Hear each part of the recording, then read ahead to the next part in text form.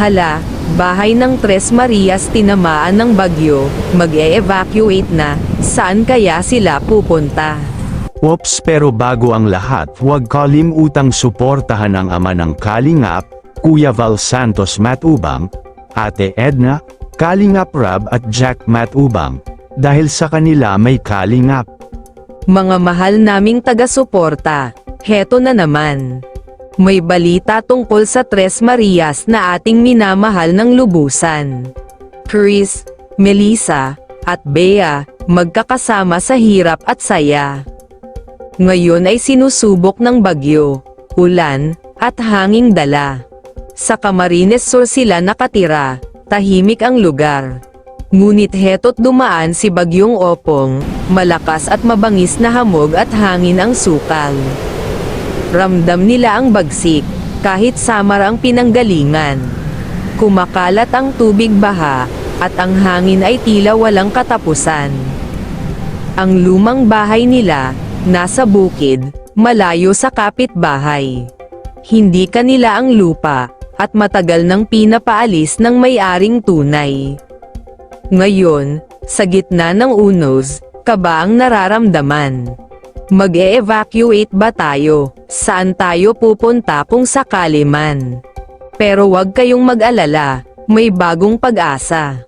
Si Kalingap Rab ay nagpagawa ng konkretong bahay na matibay talaga. Hindi na pawid, hindi na kawayan, bahay na bato, may kuryente, at maghiliw ang mga taong nasa kapaligiran. Kapitbahay ay mababait, welcome na welcome sila.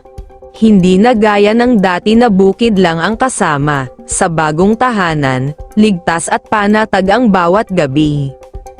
Sa gitna ng ulan at hangin, mayroong pag-asa at ngiti. Kaya ang tanong namin sa inyo, mahal naming tagapanood. Sa palagay nyo ba, dapat na ba silang lumipat agad, bago pa tuluyang bumuhos ang ulan at umapaw ang tubig sa sahod?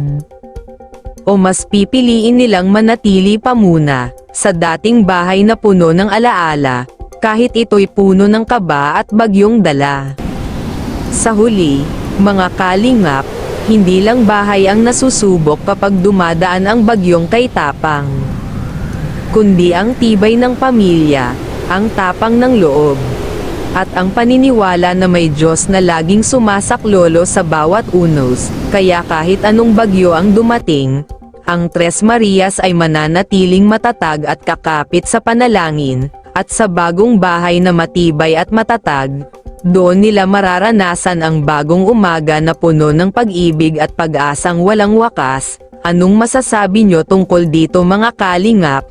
I-comment nyo lang sa baba ang gusto ninyong sabihin. Maraming salamat.